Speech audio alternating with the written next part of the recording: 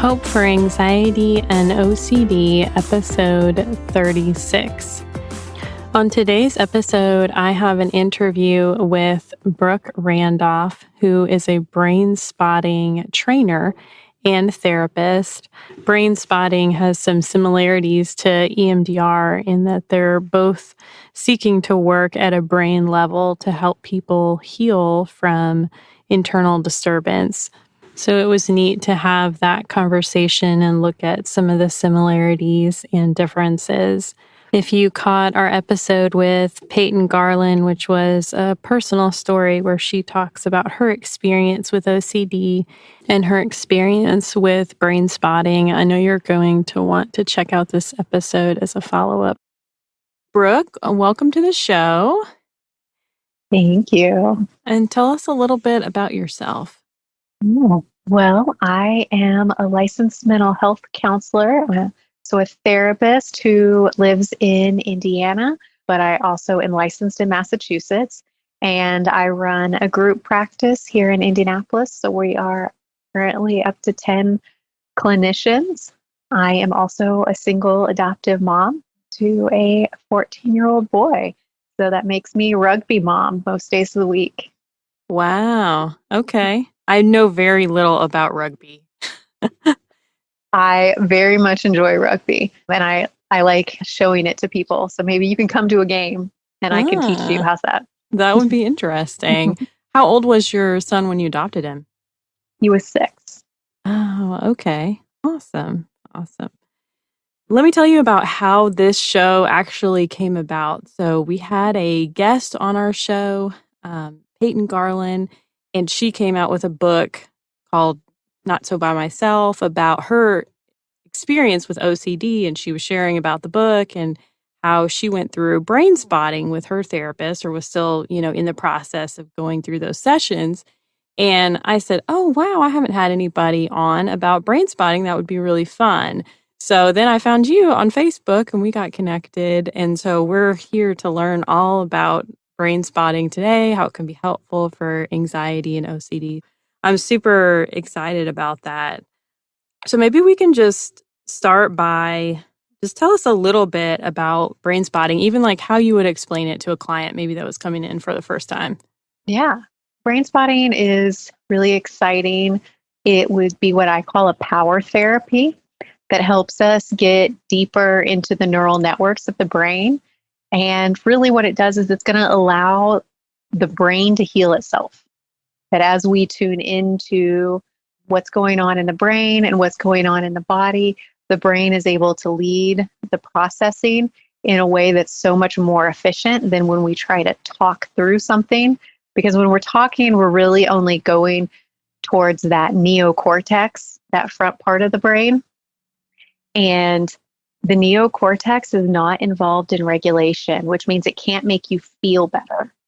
And so when we're feeling anxious or upset about something, it's going to be much more effective if we can utilize the parts of the brain that are involved with regulation to help us process those things, so that we're not only doing the processing, but also calming the brain and the body at the same time. That's really good. I like that a lot. We can really get in our, I don't know if you want to call it defenses, in our thinking part of our brain, right? There's all these layers that protect us maybe from our emotions and keep us from really going there. But when you're able to find therapies that tap into that, like the limbic system response, then that's a whole different ballgame. Mm-hmm. When I also explain to people, I work from everything from children who were adopted internationally at young ages to really high functioning achievers. And if these high functioning achievers could have thought their way out of the problem, thought their way out of how they're feeling, they would have done that. Many of them are much more educated than I am. If they could have thought their way out of it, they would have done that. But they can't. We need to go in deeper into the brain.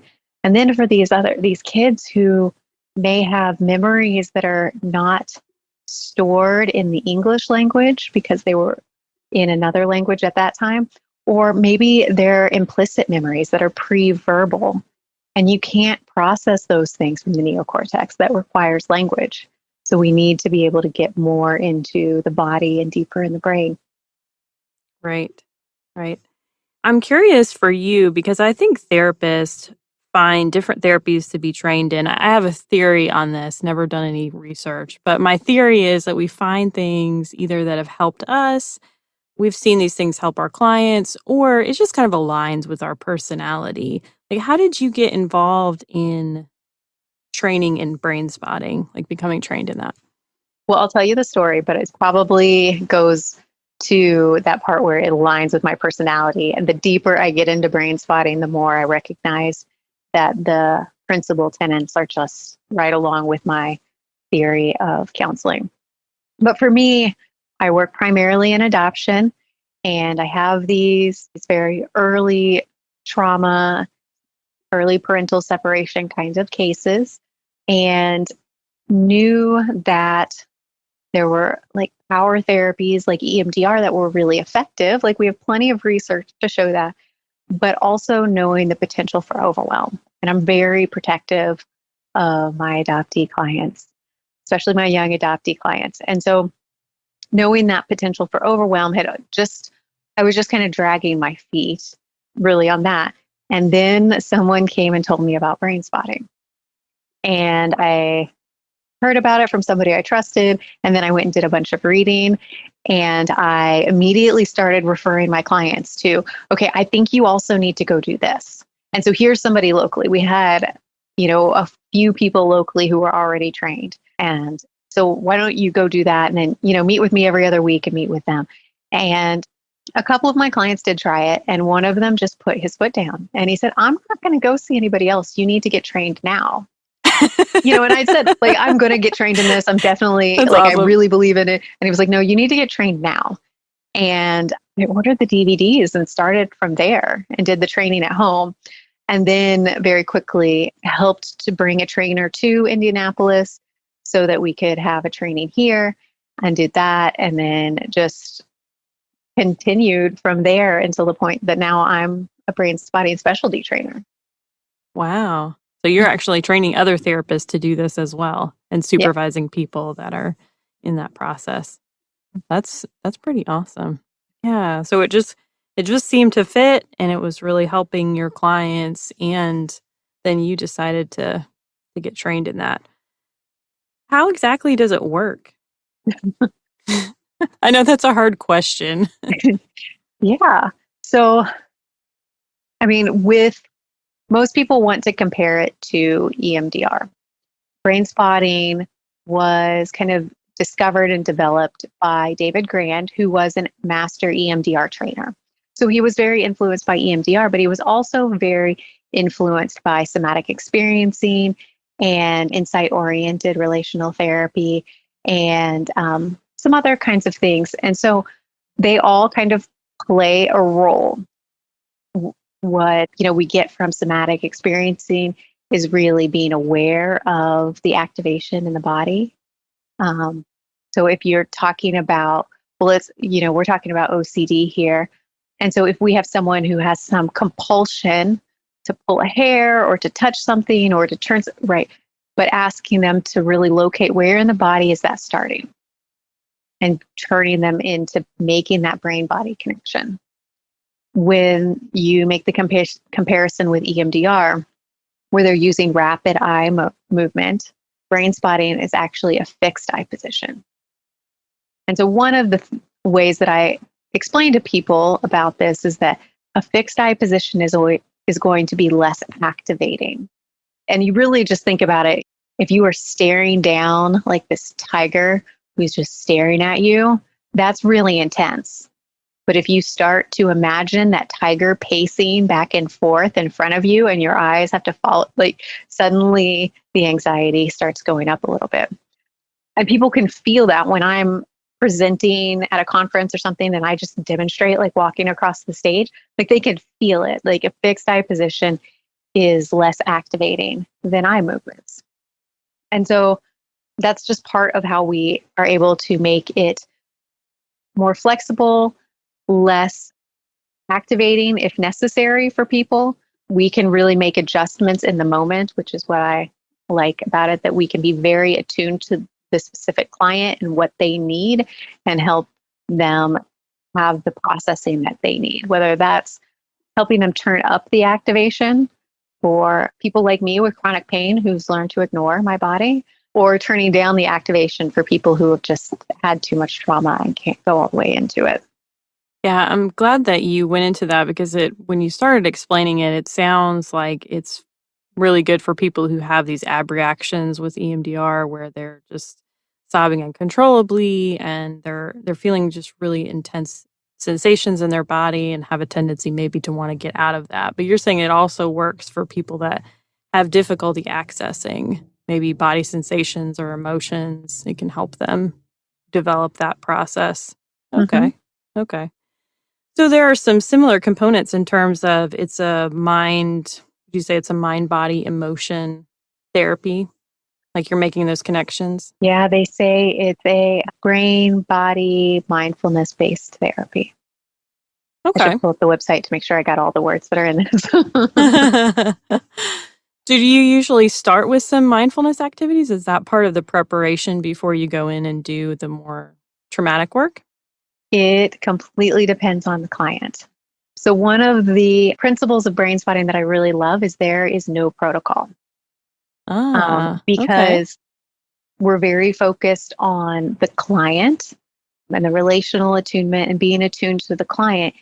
Therapy can't be attunement based if there's a protocol, if there's steps that are involved. And if we've decided that these steps are these steps for everyone, then it's going to miss some people who that might not be, because some people are going to need in between steps and some people are going to need to skip past steps.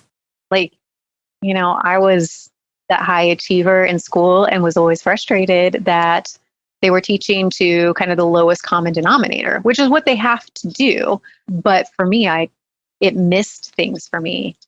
My education wasn't attuned to me, but I want therapy to always be attuned to my clients. Mm. So we don't necessarily have a protocol. And so for some clients, we may be doing mindfulness activities ahead of time. We may be introducing some other things. Some people may come in and just start telling us about the presenting problem, and we already notice that they're on a fixed eye position. And so we may just invite them to stay on that spot, whatever it is that they're looking at in the room, and let it go from there. And so that may not be, the full setup necessarily, but they're getting into it. And so we can kind of work. It's very flexible. We follow our clients and what they need. It's very interesting because I think my personality goes to that's too unstructured for me. Like I'm having a little internal moment of I think I really like structured therapies that have an Well, do you outline and like have it somewhere to as the go. therapist or do you like it as the client? I think I like it both because I think if I'm the client, I want to know kind of where we're going and what we're Mm-hmm. doing, and I want it to kind of have a logical sequence to it and feel like there's a good beginning, middle, and end. And I think even with therapies like, EMDR that have protocols, your therapist really has to know how to tailor that to you as the client. Kind of what you're saying in terms of attunement. I think that you can have attunement with some of those structured therapies, but you just have to be very careful if you find your therapist that you're working with is too rigid and they're like, we have to do this now. Like you said, we have to do this Mm-hmm. next step. And that next step you may not be ready for. Just for the people listening out there, I think you have to communicate and advocate for yourself as well to say, I don't know, something about this just doesn't feel right, or maybe I'm just not quite ready for that deeper level of processing things yet. In my own work over the last probably couple years now, I've been incorporating ego state therapy, which has made the EMDR process more tolerable and a lot less in terms of ab reactions, more attachment needs getting met. That's a whole nother story. But this Mm-hmm. is interesting to me because, you know, different people are going to respond to different types of therapies in different ways. And one of the reasons I like to talk about so many different types of therapy on the show is not so we can, have a discussion about, oh, this one's better or that one's better, but more like to give people options. Like, here's Hmm. your menu, because I think a lot of people go into therapy and they're like, yeah, I tried therapy. I'm like, yeah, but what did you do? Like tell me more about that, because there are a zillion different therapy techniques out there. There's a zillion different therapist personality styles, and you can't really, it's very hard to say like, oh, I've tried therapy, like I've tried green peas and I don't like them. There's just so many options out there. So this is this is really interesting. I think you've talked about how this is a little bit different form of trauma therapy. In a sense, you're kind of combining, like after they find the fixed eye movement, are you combining a little bit of talk therapy, like if they want to tell that story or if they're wanting to talk about the experience or what they're noticing in their body or Oh, absolutely. I always say to clients, you can talk as much or as little as you want to. And what it looks like is different for each individual based on what they need. yeah. I think as a client myself, I initially was much quieter and would have to say things out loud when I felt like I was like a broken record, like you kept coming back to the same thought. But I found that as I continue, I'm much more verbal, that it kind of keeps pushing me forward. Yeah. So I think it's going to be different for people, even in different stages. Right. For part of your training or certification process, did you have to have this done to you, basically? Did you have a practicum where you practiced on each other in the Yeah, training? that's built into all the trainings, all the phase trainings, all the specialty trainings, all have kind of demos and practicums and debrief from there. So we have that opportunity to experience it. And we really do encourage therapists to do their own work and to continue to do their own work. And so finding whether that's a practice partner or a peer support group or just finding your own brain spotting therapist and sticking with that. Yeah. That's definitely so valuable, and something that really helps us grow as therapists is to be the client for a period, for a season, and come back around to it when we need to as things come up in our personal lives or our professional lives. It's just been really probably one of the biggest variables that's made me a better clinician, I'd say, is getting my own therapy. But so, can you talk with us a little bit more specifically about how you've seen maybe this be helpful, brain spotting for anxiety and OCD? Yeah. I mean, in general, it's just going to help lower that activation. We can see that pretty immediately. OCD, there are setups and discussions around that particularly. And what we're doing, allowing the brain to process, but also giving the brain something new. That the brain is holding on to that obsession or that compulsion because it feels good in some way. And so until we get something that's better, it's going to have a hard time letting go of that. You Mm. could think of that similarly to like any kind of addiction. Like if I really like eating stroopwafels. My son really likes eating stroopwafels. And to just say I'm never going to do this again is hard, but when you say like I have this thing that's better, like but I'm going to have this really sweet mango and not only does it taste good, but then I feel better and I have more energy. And once your brain can recognize that, it's a lot easier to let go of what might be overly sugary for something that may be beneficial for you. I mean, that's a fluff example, but Sure.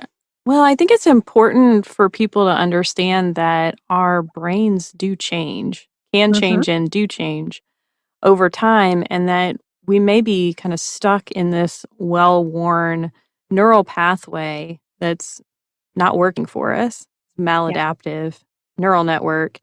And we can make changes to that and forge a new path in our brain. It's not easy. It takes some time and practice, just kind of like walking through a new path in the woods takes time and practice and intentionality, but it can happen. Hmm. So that's part of this process. We know neuroplasticity exists, and this just seems to be a faster way to get to it. that even when we can't always explain it, to see the changes that come about and how it seems so much easier to do something different suddenly after doing brain spotting. Do you find that people pursue this after having received some talk therapy at times and feeling like, yeah, I've kind of talked maybe through some of my traumas, but I don't really feel like they're fully processed, or I'm still having the effects of some of them? Yeah, I think if the people who are looking for brain spotting, it's either because they've tried something and it's not answering everything for them, or someone else is recommending it to them, is generally, although I do have people who are, just doing an internet search and come up and they're like, oh, so I read this thing on your website. And What does that mean? yeah, and that sounds really interesting. Can we do that? Yes, of course, So I think there's probably lots of ways, but it's not as well known at this point. So yeah, most people are going to come at it after they've tried other things. Great. Do you know like when brain spotting was developed? In 2003. Okay. I'll tell you the story. So it's a newer form of therapy, maybe that hasn't had as much research as other things. Right. I mean, research takes a lot of time and a lot of money. The library of research is smaller Sure. on this. It's much more experiential, colloquial kinds of spreading kind of that way, grassroots at this point. Okay. And you said the brain spotting can be used with all ages? Mm-hmm. Okay. In fact, Monika Baumann from Austria recently wrote a book. She wrote it in English, Brain Spotting with Children and Adolescents. And in that book, she tells this amazing story about working with an infant. Wow. That's And pretty and cool. and it's an amazing, beautiful story. Yeah. Mm, good. Good. So, towards the end of every podcast, I like to ask our guests to share a story of hope, which is a time in which you received hope from God or another person. That's a great question. I I think I have moments of hope most days. I think, looking at the possibilities, some recent ones would just be conversations I'm having with people who are, for me, the National Association of Adoptees and Parents, and they're wanting to get me as part of their committee. And like, these are all the different ways that you can make a difference. Like, that to me has a lot of hope in that we're looking at that. Looking at the vaccine coming out for adolescents next week. For my family, that's really helpful. My son is really looking forward to that. It will probably be the first time he's gotten a shot that I won't have to have held him down, because he believes in that. So that's hope, and for us, that's hope that we may be able to travel again, and just all the things that we are looking forward to. Do you have any advice for people that might be looking into adoption as an option? Yeah, start your therapy now is definitely my recommendation. And really explore that and explore what is bringing you to adoption and get lots of different perspectives. Because I think there are some messages out there, and if we are in a silo, you may not realize how very different other perspectives can be. Yeah. That's good. That's good to have just kind of a well-rounded perspective on adoption. Do you say that, and sorry, this is an interest of mine only because I've been a former foster parent. So, would you say start your therapy now because these kids are dealing with so much emotional baggage where they're bringing that with them, and that's really going to trigger up your own emotional baggage? Yes, absolutely. So you, as a parent, whether that's an adoptive parent or a foster parent, but I'd probably say any parent, but you need to be working through things so that you can best show up for your kids. You can't lead them to any kind of healing that you haven't been able to find for yourself. That if you are struggling with being impatient, then how are you going to teach your kids patience? Finding those things, and also Absolutely. You said it wonderfully. Like they're going to stir up anything that's unprocessed in you. And I would say anything and everything. Kids and partners are really great at helping us reveal our areas in need of growth, For sure. but just also, adaptive parenting, foster parenting is really advanced. It's therapeutic parenting. It is hard and you need support. And they have additional layers and additional issues that continue throughout their development. And for you to be able to show up and help them with those things, you've got to be able to take yourself out of that equation. You can't be taking it personally. In one of my presentations, I talk about how whenever my son in early ages would say, like, "You're not my real mom," but I never took that personally because it wasn't about me. That was literally about how he was feeling in that moment.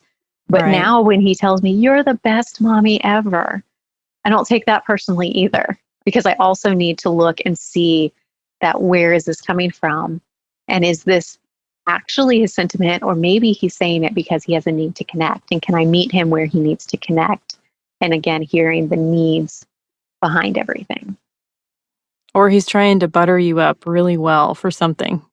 For sure. That may also be it. He is amazing at like getting that voice to change when he needs something.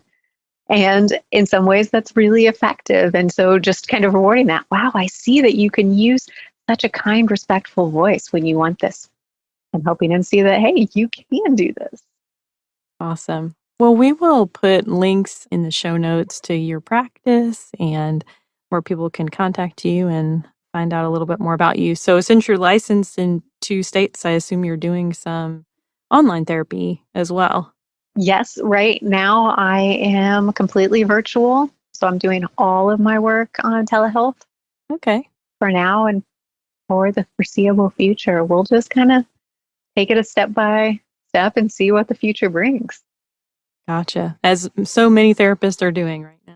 So Yeah. makes sense. Well, thank you for sharing your wisdoms and insight with us on brain spotting. And it was a good learning experience for me as well to just see how things compare to what I'm doing. And who knows, you never know. I may end up getting trained in that too one day. Yeah, of course. I think having an awareness of lots of different tools and theories is always beneficial. And then also finding those things that you really connect with, that you dive into and know really, really well is really important also. I definitely agree with that. I feel like in this short amount of time that I've had this podcast, we've been able to cover several different forms of therapy, which has been really neat because I love letting people know that there are treatment options. That's part of increasing hope. I am working on making our website a great resource, not just for our podcast to host the show notes, but also to have blogs and other articles that are helpful for individuals on there.